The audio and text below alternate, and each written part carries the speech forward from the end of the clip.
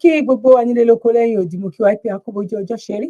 Mo kí ẹ̀yin ìyá, ẹ̀yin bàbá, ẹ̀yin ẹ̀gbọ́n àti ẹlẹgbẹ́ mi. Èmi ọmọ yín olólùfẹ́ yín, Dr. Zabby Talk Show, ayé ọpẹ́ yọ ṣe yọ lọ́dọ̀ títí náà ní agbára lọ́wọ́ Ọlọ́run. Ayé ọpẹ́ á máa yọ fún wa. Lórí wa, lórí ọmọ, lórí ìdáwọ́lé wa, òun láyé ọpẹ́ ló máa fi máa yọ. Èwo la mú wá fún wa lọ́jọ́ títí òní wípé kí a ṣe àgbéyẹ̀wò ẹ̀ gẹ́gẹ́ bí a ṣe máa ń ṣe. Ẹ̀yin tó wá jẹ́ nígbà àkọ́kọ́ tẹ̀ ṣe darapọ̀ mọ́ wa lórí ìkànnì tuntun yìí torí ìkànnì tuntun ni. A fi ṣe backup fún Dr. Zabby Talk Show. Wọ́n fún wa ní holiday kékeré ń bẹ̀ bí 2 weeks, but 2 weeks náà ti fẹ́ pé báyìí. A máa tó padà sí orí Dr. Zabby Talk Show. À ń yá ìkànnì Àjùlọ TV àwa ya lò ní fún ìgbà díẹ̀ torí pé kí ni ọlọ́tọ̀ lóhun ọ̀tọ̀ program tí à ń treat lórí Àjùlọ TV a ní episode láti 1 títí dé orí 100 1 to 100 ó ní episode program tá à ń bá lọ ń bẹ̀. Bọ̀ ní agbára lọ́wọ́ Ọlọ́run òjò òní tiwa ọ̀rọ̀ wa tó ti ń dùn tó ti ń lárinrin kò ní padà já sẹ́kún ní agbára lọ́wọ́ Ọlọ́run. Ìbólẹ̀ ti darapọ̀ mọ́ wa, ìbólẹ̀ ti ń bá wa ká lọ lórí ètò ọjọ́ títí òní. Ìlú UK lèmi wà, ìbólẹ̀ yín ti darapọ̀ mọ́ wa. Ṣé UK lẹ́wà ni, ṣé US ni, ṣé ilẹ̀ Yorùbá ni? Ẹ bá wa type síbẹ̀ tàbí ibikíbi tó bá jẹ́ ní Europe tàbí ní Asia country tàbí ní Africa country. Ẹ bá mi type síbẹ̀ ibi tí ẹ bá ti darapọ̀ mọ́ mi. Bẹ́ẹ̀ ṣe wá ń kí mi pé mo kú ètò, bẹ́ẹ̀ náà ni mò ń kí yín pé a kú bójú ọjọ́ ṣe rí ní agbára lọ́wọ́ Ọlọ́run òjò òní tiwa. Good news. Kí ni mo sọ? Mo ní good news. Nǹkan tá à ń sọ, à ń tẹnu mọ́, a ṣáà ń tẹnu mọ́, ọlá tẹnu mọ́, ó ti di dandan torí pé kí ni kò sí sign ẹ̀ wípé àwọn people yìí wọ́n máa dákẹ́, wọ́n máa stop lórí ìyà tó fi ń jẹ ìran wa. There's no any sign, there's no any, bóyá ẹ tiẹ̀ máa wá rí wípé òkè nǹkan yìí kàkà kó sàn lára ìyá àjẹ́, ó fi gbogbo ọmọ ó fi ń bí obìnrin ni. Ẹ bá mi manage ohun mi lọ́jọ́ títí òní, ohun mi crack a little bit. Mo ní stress and àwọn nǹkan kan ẹ ṣáà mọ̀ stress ìrọ̀rùn ilé ayé kan náà pé kó ṣàánú wa. Mo lálejò iṣẹ́ gbogbo ilé, àwọn ẹlòmíì máa ń béèrè gan pé báwo lẹ ṣe manage láti ṣe program. À ń dọ́gbọ́n sí náà ni Ọlọ́run dẹ̀ ní tójú àdúrà tiwa. Now, good news tí mò ń sọ ni wípé a ní ojú èmi àti yín báyìí ló máa ṣe kòrókòrò torí pé kí ni a ní dákẹ́. Wọ́n ní ẹni tó ń lọ irin tí ò dákẹ́ ó ní nǹkan tó fẹ́ fi ṣe ni, ó máa ní nǹkan kan tó fẹ́ fi ṣe. Yes, òun ló fa títí wa yìí wípé ó ní nǹkan kan táwa náà fẹ́ mú jáde nínú díẹ̀ wípé enough is enough, omi gàrí is a water, ìyà yìí ti tó gẹ́, wàhálà yìí ti tó gẹ́ àṣedànù ní ìgbésí ayé wa. Aláwọn youth sì ń ṣe àwọn generation tá a wà nínú ẹ̀ yìí, tá a bá tún wá sọ àwọn generation tó tún wá ń bọ̀ lọ́nà, ó yẹ kẹ́rù ti máa bà wá sílẹ̀ láì má ì tí ì rí wọn. Torí pé kí ni kò lè máa lọ báyìí, especially lórí Africa generation ìsìn ẹ̀rí bọ́n ẹ vote pa a vote pa ẹ má ní ọgbọ́n ẹ vote pa torí èmi náà vote, mo tẹ̀ka mi, mo lọ tẹ̀ka mi, mo lọ tí ìkẹ́ mọ̀ pé wàá tí ìkẹ́ báyìí wàá gbé cross lé báyìí ẹ̀yin tẹ́ bá lọ vote nínú UK. A vote fáwọn oníbò, a vote pa. Ó tó bá jẹ́ ẹnìkan wò ní Africa, ìbò count ní Africa. Mo máa ń sọ kéèyàn jókòó sínú ilé ẹ̀ kó má kúkú lọ vote, ó bẹ́tà nǹkan tó wà because Africa oyè ìdílé, yes, oyè ìdílé ni. Àwọn tó mú nǹkan yẹn wá fún wa kò ń ṣe bọ́n ẹ mú fún wa náà ní ká máa ṣe. Àwọn máa ń sponsor láti lè kó irin, àdá, ọ̀bẹ, ọkọ́, gbogbo ẹ̀ náà máa ń kó wá fún wa láfíríkà. Tá a bá sọ wípé a fẹ́ vote, tá a bá sọ pé a fẹ́ dìbò, tá a bá la fẹ́ yan president ní Africa, nǹkan tí àwọn òyìnbó táwọn fi máa ń support wa nìyẹn. Torí wọ́n ti mọ̀ wípé wọ́n rí wa gẹ́gẹ́ bíi pé ẹranko rèé, àwọn dúdú rèé, wọ́n fẹ́ jọra wọn. Ẹ wo tí wọ́n tó ń ṣe, kò sí èèyàn kan tó fẹsẹ̀ gbá gan. Kò sí èèyàn kan tó fẹsẹ̀ gbá débi wípé ẹ̀jẹ̀ fẹ́ yọ lára èèyàn. Within 24 hours wọ́n ti ka ìbò, ẹni tó wọlé bẹ̀ ti wọlé bẹ̀, wọ́n gbé èèyàn kan lọ sí court. Now, good news. Alámájọ gbọ́gbọ́ ọpẹ́ níṣẹ́. A máa jọ ṣe kí ni, a máa jọ gbégbá ọpẹ́. Pẹ̀lú bàbá wa kan tó jẹ́ wípé àwọn ńlá lè sọ because spiritual kìíní kan náà porúkọ church wọn ẹ máa gbọ́ náà ń bíbá. Àwọn tiẹ̀ máa ń dárúkọ Elédùmarè. that is to say àwọn òfin tí wọ́n parọ́ àwọn òfin tí wọ́n parọ́ and I'm pretty sure pé irú bàbá yẹn àwọn á súnmọ́ àwọn babaláwo làwọn máa súnmọ́ àwọn ìṣe babaláriwo àwọn nǹkan ìṣẹ̀bálẹ̀ wa ọ́ àwọn nǹkan ancestors wa ó máa wà lọ́wọ́ àwọn tó jẹ́ pé Ọlọ́run fáwọn èèyàn lórí ọ̀fẹ́ láti lè lọ sí ọ̀nà ibi tó dáa. Bàbá yìí ti sọ̀rọ̀ kò ń ṣe kínní kò ń ṣe kejì irú bàbá yìí lèmi lè lò wípé ẹ jẹ́ ká retí nǹkan tó sọ báwo ló ṣe fẹ́ ṣẹlẹ̀ kò ń ṣe àwọn kan tó kàn máa pariwo Ọlọ́run sọ fún mi ó wá bá mi mu tíì ó sọ wípé Nàìjíríà máa pín sí mẹ́ta àwa náà ń sọ àṣẹpọ̀ Ọlọ́run yọ sí wa kí ni ẹ̀ ń pariwo fún kí ló fariwo báyìí sẹ́yìn pípò ẹ jẹ́ pariwo mo ti gbé àtọ́jọ́ ti gbọ́ Ọlọ́run yóò fún yín ní solution. Bàbá tá à ń sọ yìí ó sọ wípé tẹ bá dìbò tí APC bá wọlé ó lè èèyàn fẹ́ lè máa jẹyàn ṣọ́n tí fẹ́ máa jẹra wọn sí. Ó ní ó máa le koko àwọn tó ti wò ó lọ́dọ̀ mi bí ẹ̀mí jẹ̀mẹ́ta wọn àti mọ bàbá tí mò ń sọ. Another one lélẹ́yìí náà tó wá gbé jáde nísìnyí another one tó dẹ̀ tí ẹ̀rí yẹn ti ń ṣẹlẹ̀ Yorùbá nation ẹ kú oríire congratulations ọ̀rẹ́ mọ́wọ́ rẹ̀ wá ọ̀rẹ́ mọ́wọ́ rẹ̀ wá ọ̀rẹ́ mọ́wọ́ rẹ̀ wá ẹ má máa ìdùnnú mi kọ́ńgá ẹ jẹ́ ká bẹ̀rẹ̀ sí ní máa gbọ́wọ́ lọ́wọ́ ara wa now torí pé kí ni bàbá yẹn sọ bẹ́ẹ̀ a máa wá lọ máa mú àwọn ẹ̀rí wá wípé nǹkan yẹn very soon but àwa gbà á ládùúrà kó tík kó lé kókó so that ó máa lè ran iṣẹ́ àwa lọ́wọ́ congratulations ọmọ Yorùbá nation ó máa lè fi ran iṣẹ́ àwa lọ́wọ́ torí pé kí ni tí Ọlọ́run ò bá wáṣẹ́ fún ọ̀tá ẹ̀ ṣe kò lè jẹ́ kó rọ́nà lọ. Àwọn tó rẹ́dì láti fi ara ní ọmọ kékeré àtàgbàlagbà omidan arúgbó gbogbo wọn tán kí ẹ̀ tí Ọlọ́run bá dé tó bá lóun gbé àwọn kan dìde láti da ìjọba wọn rú láti lè fi gbé àwọn ìjọba èèyàn kan dìde òun ni eléyìí sìn tó fẹ́ ṣẹlẹ̀. Mo dẹ̀ mọ̀ pé ó máa rí bẹ́ẹ̀ ó máa ṣe bẹ́ẹ̀ ní agbára lọ́wọ́ Ọlọ́run congratulations lẹ́ẹ̀kan sí gbogbo àwa tí a nígbàgbọ́ wípé ó ti tó gẹ́ oko ẹrú yìí ti tó gẹ́ àìríjẹ àìrímu ìdààmú táwọn èèyàn wa tó wà lẹ́nu ó ti tó gẹ́ ẹ lọ wo iye tí dọ́là jẹ́ ẹ lọ wo iye tí $1 £1 sterling ẹ lọ wo iye tó jẹ́ lọ́jọ́ títí òní yìí ẹ̀rù ayé máa bà yín wípé báwo làwọn èèyàn ṣe ń manage ní ìlú Nàìjíríà bó àsìkò náà ti tó ẹ jẹ́ ká kọ́kọ́ lọ sí nǹkan tí bàbá wa sọ ká ẹ̀ṣẹ̀ wa máa gbé ẹ̀rí máa jẹ́ mi nìṣó wa èmi máa lè relax máa lè máa mu cup of tea ẹ bá mi ṣe cup of tea náà kí n tó gbàgbé torí tá a bá ti gbé tó ìsinsìn mi ò ní sọ̀rọ̀ púpọ̀ ẹ bá wa share síbi tó yẹ kó dé àtọ̀rẹ́ ọmọ Yíbò ọmọ Ghana ọmọ kinní kan ọmọ Yorùbá ọmọ Haúsá gan ẹ share ètò ẹ bá wa share ẹ jẹ́ kó délé kó dóko ṣe tí wàá mọ̀ pé new page lélẹ̀ àwọn èèyàn ò mọ̀ dáadáa ẹ̀yin náà lẹ lè ràn mí lọ́wọ́ láti lè jẹ́ ká share kò yẹ yín sìn ìwọ̀nba èèyàn díẹ̀ náà ló ìmọ̀ orí ìkànnì tá a wà yìí ẹ̀yin tó bá jẹ́ nígbà àkọ́kọ́ ẹ má gbàgbé please and please nǹkan tẹ́ lè fi ràn mí lọ́wọ́ náà nìyẹn bá mi subscribe ẹ dẹ̀ bá wa like ètò yìí so that anytime tí a bá ń ṣe program ẹ lè máa rí notification because àwọn afẹ́lẹ́ irú nǹkan tó ṣẹlẹ̀ lórí Dr. Zabby Talk Show kò ní padà ṣẹlẹ̀ mọ́ bá ṣe máa lo yẹn náà òun náà ni máa lo ilé àì má máa lo ilé láti bí èyí ẹ̀gọ́ tí mo ti ṣe kalẹ̀ òun ló fa gbogbo ilé àwọn èèyàn bá ti mọ̀ jù bẹ́ẹ̀ lọ Dr. Zabby Talk Show yẹn náà ó kàn ní problem slight problem náà ń gbà yẹn náà níbo ìgbà tán ti ṣí kalẹ̀ mi ò wá padà sórí eléyìí mọ́ bọ̀ lágbára Ọlọ́run kò ní rí bẹ́ẹ̀ mọ́ sí nítorí in case of incasity so that èèyàn máa lè máa balance ẹ̀ up ní agbára lọ́wọ́ Ọlọ́run ojú òní tiwa tó bá jẹ́ nígbà àkọ́kọ́ ẹ má gbàgbé láti subscribe ẹ dẹ̀ má gbàgbé láti bá wa share God bless you now.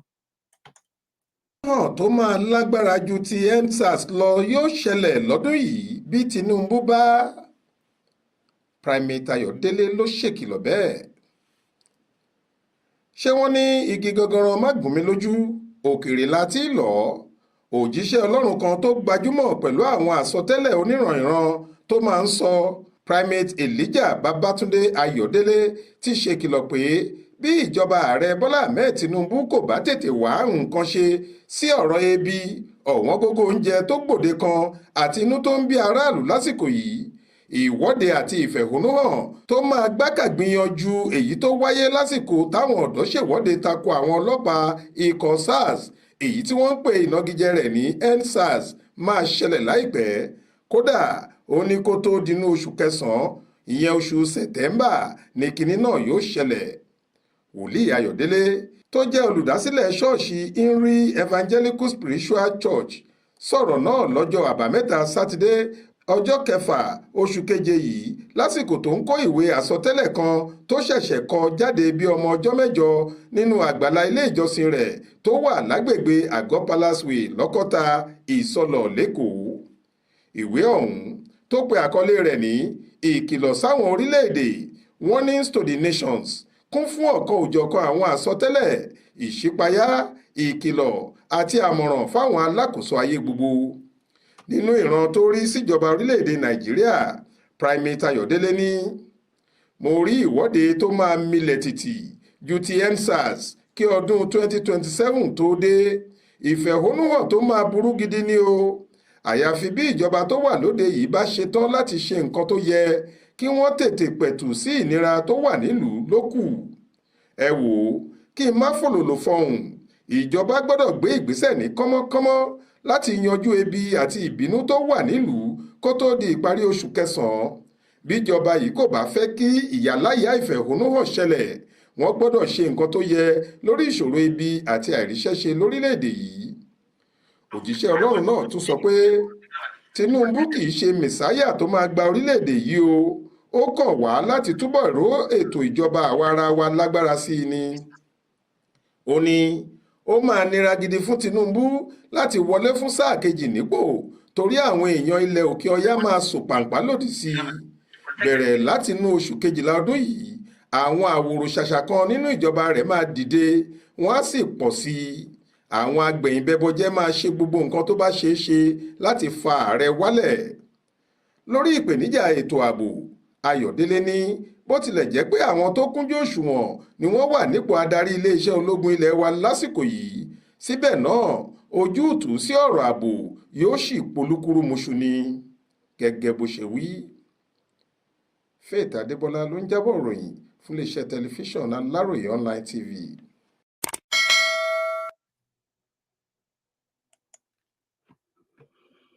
Now, láì máa gbára wa ní àkókò bó ṣe lè hùn kó mọ, mo rò pé a ti gbọ́ nǹkan tí àwọn bàbá wa sọ.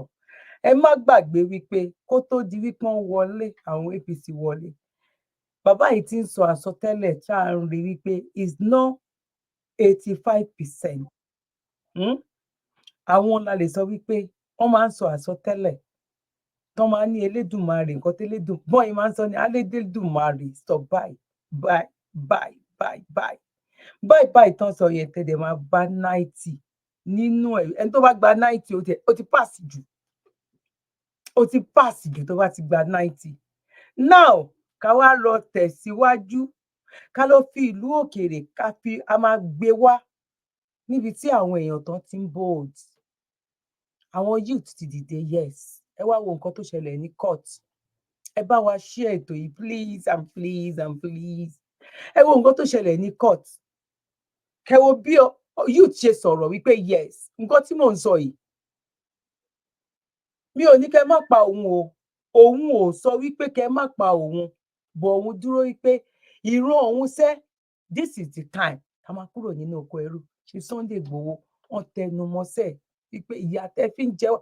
Ṣé Sunday Igboho kọ́ lélẹ̀? Ẹ̀mí àwọn ancestors wa, ẹ̀mí wọn tó kó sínú Chief Sunday Igboho, òun náà ló kó sí irú arákùnrin tí mo fẹ́ gbé fídíò ẹ̀ wáyìí.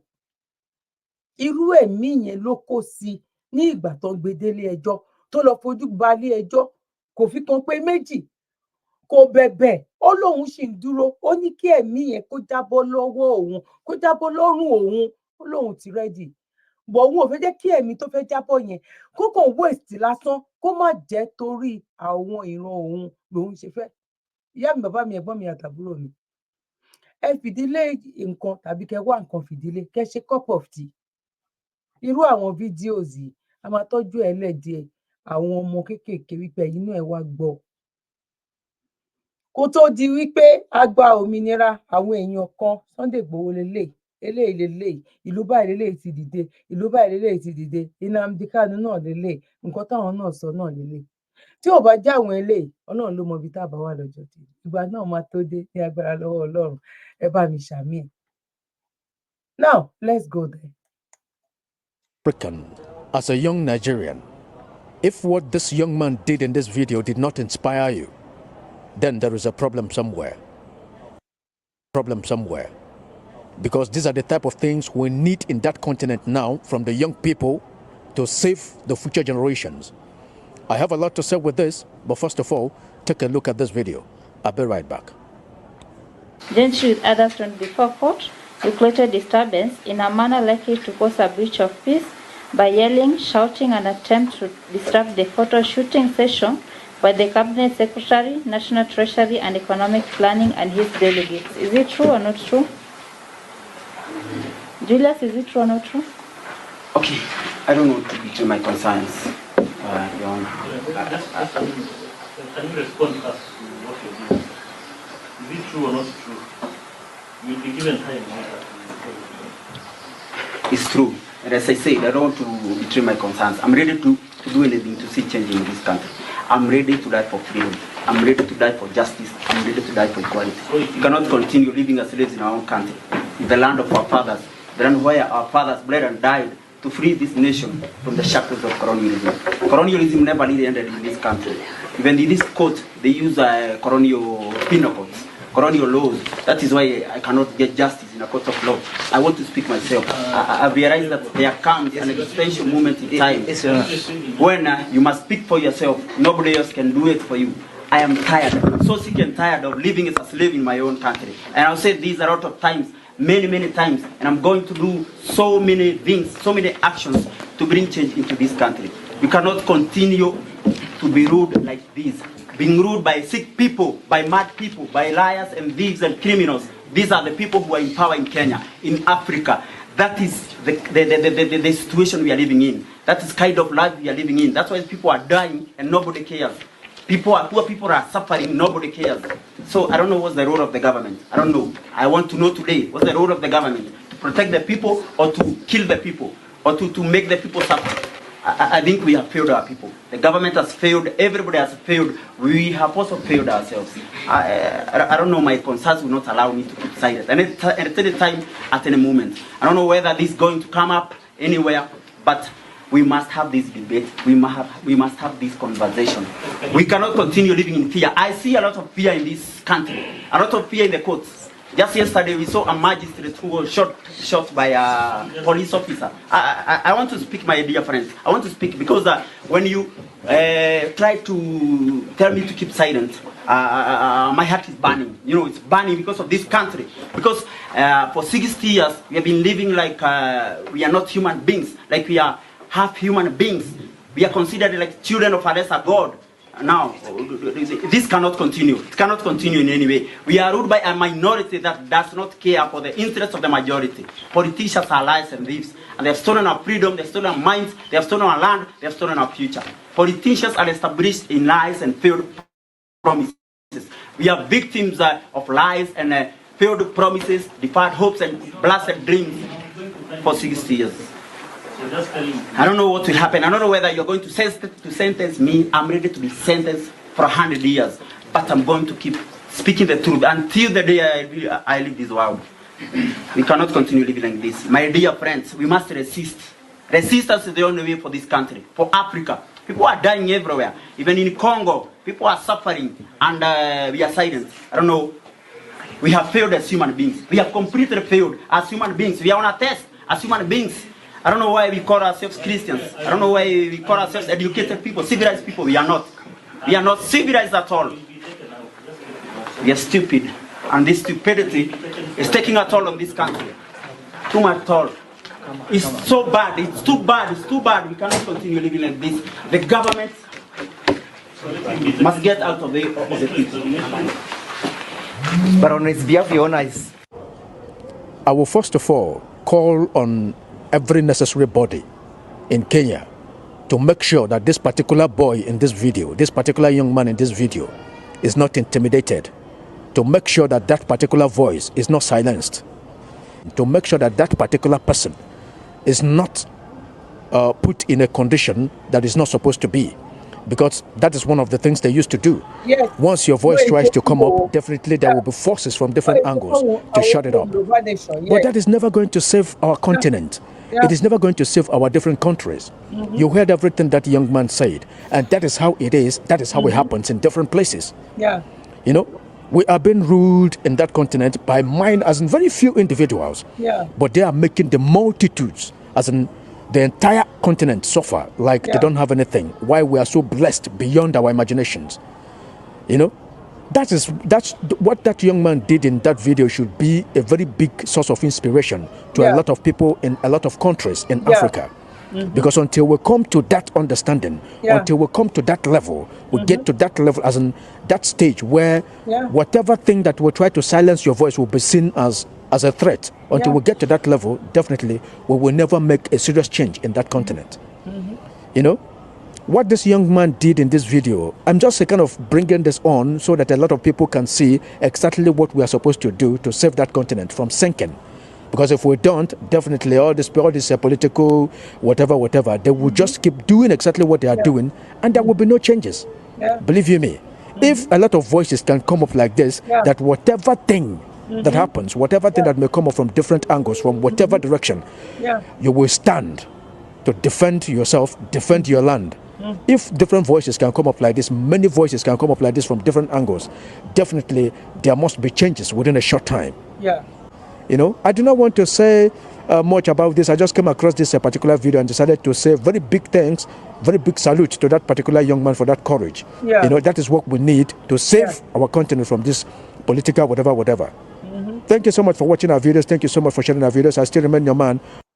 Now, adúpẹ́ lọ́wọ́ brother wa yìí ní agbára lọ́wọ́ Ọlọ́run Africa adámábọ́nú oko ẹrúsẹ̀ ṣe rí wípé at the end of the day ìgbà tí spirit yẹn tó ń jáde tí bọ̀bọ̀ yẹn tó ń sọ̀rọ̀ lọ ẹ máa rí ẹ lọ́tún wò ẹ gbé padà sẹ́yìn ẹ máa rí pọ́n fọwọ́ tọ́ lọ́tún fọwọ́ tọ́ lọ́sì because náà fẹ́ jẹ́ kó sọ̀rọ̀, and that is more than fact ló ń sọ, more than fact òun ni nǹkan tó ń sọ. Aláwọn yìí tán ti dìde sẹ́ láì máa lọ púpọ̀ jù, èyí tí bàbá wa wòlíì wa tó ní ó máa lé kókó tí APC tó bá wọlé, yes èyí táwọn náà sọ eruku ẹ ti ń rú, ó ti ń rú bọ̀. Ẹ wọ kí tó bá dáná ogi eruku yẹn á kọ́ máa jáde, kó ń jẹ́ kan náà ló máa ṣe boom, no, àwọn kan máa rú bọ̀ kó tó di wípé ó máa boom lẹ́ẹ̀kan náà. Òun náà ni èyí tí Nàìjíríà ó ń bọ̀, congratulations àwọn fúnra wọn náà máa fúnra wọn lóògùn jẹ. A ní nǹkan kan ló máa ṣe nǹkan kan sẹ́ẹ̀ tó máa ran iṣẹ́ àwa lọ́wọ́. A máa kíra wa ní lẹ́yìn gbogbo nǹkan, a máa kíra wa ipa kú oríire. A ní ṣe lásán. Gbogbo àwọn tó dìtẹ̀ tó ń jókòó tó ní ọ̀nkọ́ wọn lọ́sọ̀dọ̀ olóṣèlú ni wọn, àwọn ò mọ̀ wípé àwọn kan ń kú fún yín, àwọn tẹ̀ ń gbé olóṣèlú. Kò lè sí kí àwọn níbi táwọn èèyàn dáadáa bá wà, a máa ráwọn èèyàn burúkú ń bẹ̀. Àwọn èèyàn kan dúró wípé òkè àwọn dúró lórí nǹkan ìyà, wọn dúró ni pé flag sí a máa ná sókè ni. Restructuring àwa ò support ẹ̀. Ẹ ṣe kinní kan àwa ò support ẹ̀. A dúró lórí wípé lórí ẹ̀tọ́ wa òun la dúró lé lórí wípé àló wà nínú àkọọ́lẹ̀ wọn sẹ́ wípé tẹ́ bá ní tó bá ti pé 100 years ẹ lè lọ. Number 2, nǹkan tá à ń ṣe yìí ó wà loud, ó ń ṣe ní UK. US náà ara ibìkan náà ló wà tẹ́lẹ̀tẹ́lẹ̀.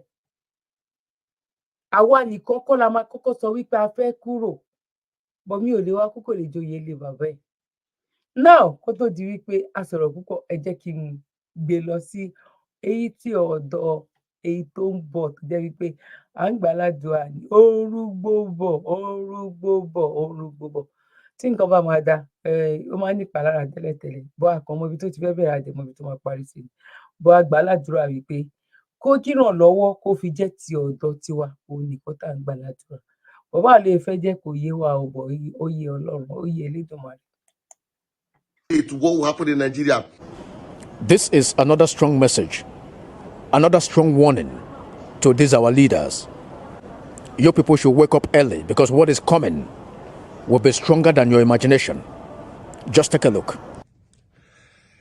A whole lot of things is going wrong in the country, but some people feel say that them get this country. You know, yes, some Wike, FCT minister, no be your father get this country, oh, and no be you get this country as well. So you don't they do anyhow, they talk anyhow, insult everybody because you get political appointment or because you've served as a governor before, so you feel that the country belongs to you. You're not bigger than any Nigerian. You're not bigger than anybody. Like as Aisha Yusuf will say, you are not more Nigerian than any Nigerian. We are all Nigerians. We owe this country equally. You are a public servant. So you've been so reckless in your speech, in your approach, and in your dynamo, whatever you do, you've been so reckless about it. Your attitude is more like a drunkard who walks in a motor park.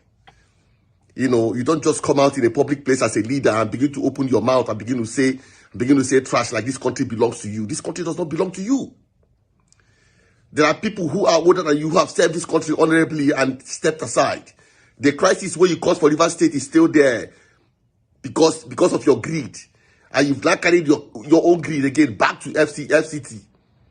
You know, you are threatening somebody who the masses elected, who was elected, that you're going to throw her out in 2027. You are a public official that was appointed by the president. And the role you played in the last election, that was why you got the appointment. We know what's going on. We all know. So for you to come out, you know, in public space, not even minding that you're a public servant, you're a leader that people are supposed to be looking up to, you are just reckless in your approach. There is no professionalism. There is no humility. There is no regard for people. You showed the other video where you were dancing. Even with the hardship that Nigerians are going through today, that you are supposed to show empathy and concern for what Nigerians have been going through today. But you're not doing that. But your whole idea and your plan is how you're going to rig the 2027 election. That's what you're planning. That's what you're planning. We know it was the atrocious acts that you committed in Rivers State that got you the appointment that you have now. But don't worry, time is coming. You know, and not only you and all the political office holders that have turned this country upside down. What happened in Kenya will be a child's play to what will happen in Nigeria when Nigeria starts. You go reach one day now. You know, this is not time to speak English, or this is time to be real, to tell ourselves the truth. The country is bleeding from all corners. And the least you can do as a leader is to show empathy, is to be humble, is to let Nigerians know that yes, we understand what they are doing or what they are going through. But rather, we saw a video of you dancing. So you are mocking Nigerians for suffering. There are children who are out of school, who have not eaten, people who have lost their job because of companies that have left Nigeria. And yet all you could do is to threaten somebody who was elected by people. You were appointed by one man. She was elected by so many people. So who is going to live first? It's you. So this country don't belong to you at all. Notice that only you get crazy. People get crazy. All of us get crazy. So don't go to say the country right belong to you because you have one public of. You are not the first governor of Rivers State, and you will not be the last. You cause trouble there for Rivers State. They are still fighting it. You don't bring your trouble. Come Abuja. Come they cause trouble. Forget story, bros. Everybody get your own grace. You know. People, that was what you did when you came. And you said, how can they give an Igbo man this land? Somebody who have owned the land for years.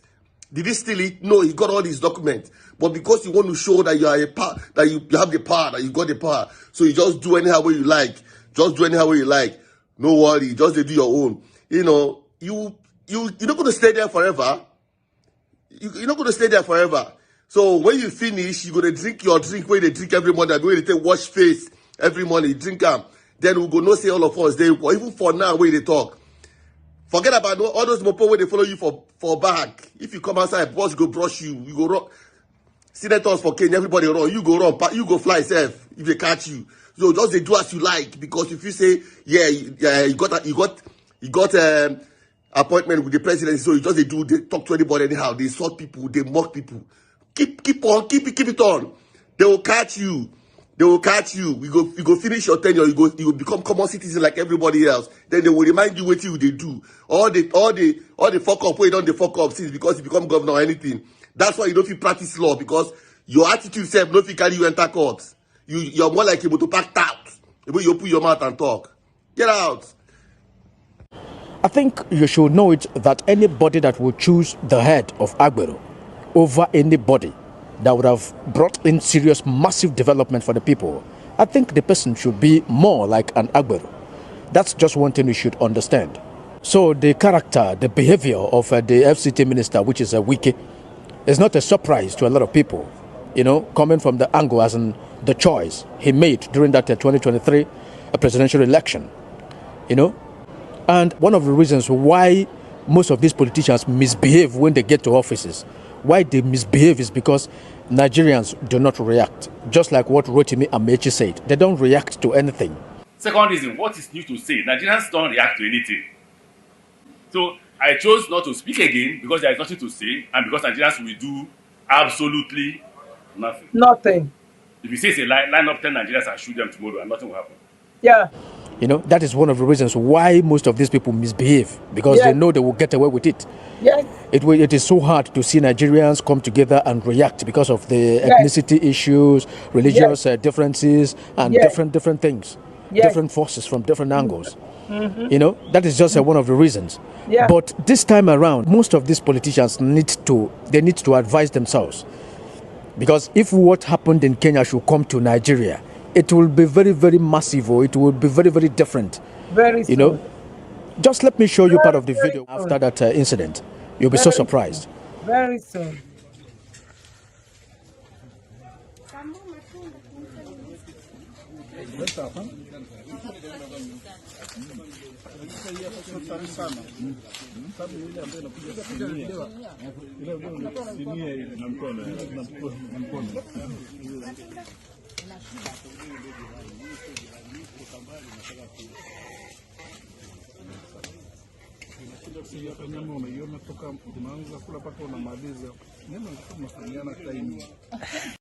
Ẹ máa rí gbogbo àwọn prime minister wọn bóyá bí tán ti wá jẹ dinner tàbí tán ti wá jẹ lunch kó tó di wípé wọ́n deal pẹ̀lú wọn nísìnyí àwọn náà máa wọn bí tára wọn kù sí. Ẹ wo orú guy tó sọ̀rọ̀ yẹn wọ́n dẹ̀ pọ̀ bẹ́ẹ̀ pọ̀ torí EndSARS bàbá Bọ́lá Ahmed Tinubu dẹ̀ ti mọ̀ tẹ́lẹ̀ wípé ipò òun ló wà ńbẹ̀ yẹn, òun ló kàn láti lọ síbẹ̀. Tóun bá allow ẹ̀yin people yìí lórí ọ̀rọ̀ EndSARS kẹ́ ṣe báyìí ó máa dí òun lọ́wọ́. Ìyẹn ló wá ń ba àwọn èèyàn náà lẹ́rù, because ẹni tí ọmọ ìyá mẹ́ta wà nínú nǹkan tó ṣẹlẹ̀ pẹ̀lú ọ̀rọ̀ EndSARS, ẹ̀gbọ́n àtàbúrò tán kàn believe pé káwọn lọ dúró káwọn lọ sọ̀rọ̀ nǹkan táwọn lẹ́tọ̀ọ́ sí tó bá lọ. Nàìjíríà mọ nǹkan tó fẹ́ ṣe. Òun ni Rotimi Amechi tó ń sọ yẹn wípé mo sọ tẹ́lẹ̀ mo ní 1 litre of kerosene kọ́ máa tà ní 5,000 naira ní Nàìjíríà, because kí ni àwọn ìjọba yẹn wọ́n ti kó ìbẹ̀rù sí gbogbo àwọn bíbù yẹn láyà, but ìgbà tá à ń sọ yìí náà gbà díẹ̀ náà báyìí ló kù. Wọ́n padà wọnú ilé lọ ni, ó ń wọ̀ kí ń bọ̀ ó máa tó dé. Lẹ́tà tó ń kọ sí yín ó máa tó tẹ̀ yín lọ́wọ́, ẹ lè escape ẹ̀ báyìí, kò possible. You cannot, kò possible, you cannot.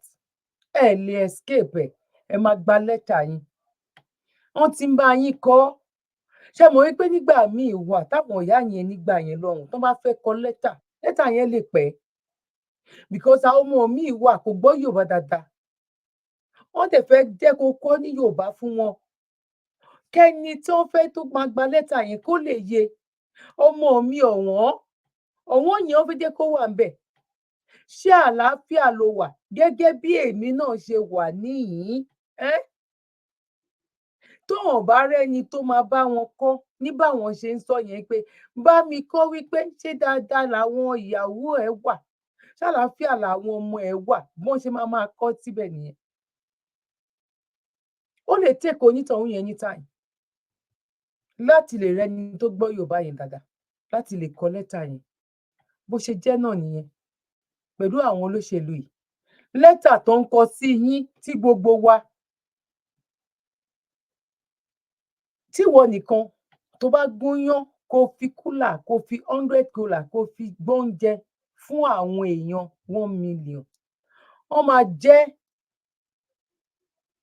kò tún ní tó wọn pọ̀ tí èèyàn 1 million tó bá gbọ́n oúnjẹ fún ẹ báwo ló yẹ fẹ́ jẹ́ ìyẹn ló máa fi mọ̀ pé ọjọ́ ọkú yẹn ti dé bóyá jẹ́ náà nìyẹn wípé nǹkan tá à ń sọ yìí ó máa wọlẹ̀ ni because tó bá fẹ́ gbọ́n oúnjẹ 1000 fún èèyàn ẹyọ kan wọ́n máa prepare now wọ́n máa ra tomato wọ́n máa relé wọ́n máa ra this wọ́n máa ra that kó tó di pọ́ bẹ́ẹ̀ náà lọ́rọ̀ lẹ́tà tí mo sọ àpawọ́pọ̀ wọ́n sì ń ṣàpapọ̀ fáwọn pípò yẹn ni very very soon pẹ̀lú àsọtẹ́lẹ̀ bàbá wa tí mo kọ́kọ́ gbé wá kí n tó wá gbé ti àwọn eléyìí kí n tó wá gbélé very soon ní agbára lọ́wọ́ Ọlọ́run àní bí olè tó yọ wá lóru òun ló máa jẹ́ ọ̀nà àrà ọ̀nà ìyanu òun ló máa jẹ́ lágbára lọ́wọ́ Ọlọ́run ojú òní tiwa ọ̀rọ̀ wa dayọ̀ mú kí wa wípé akúbójú ọjọ́ ṣe rí ẹ̀yin ìyá ẹ̀yin bàbá ẹ̀yin ẹ̀gbọ́n àti àbúrò èmi ọmọ yín náà sì ni olólùfẹ́ yín Dr. Abby Talk Show ayé ọpẹ́ yọ sí ọlọ́dọ̀ títí náà lágbára lọ́wọ́ Ọlọ́run ayé ọpẹ́ á máa yọ fún wa olórí wa lórí ọmọ lórí ọkọ lórí ìyàwó lórí ìdáwọ́lé wa lórí nǹkan tó mí àti tí ò mí òun ni ayé ọpẹ́ ló máa fi máa yọ fún wa lágbára lọ́wọ́ Ọlọ́run mi ò ní ṣìwí ẹ̀yin náà ò dẹ̀ ní ṣì mí gbọ́ ojú òní tiwa o torí wípé kí ni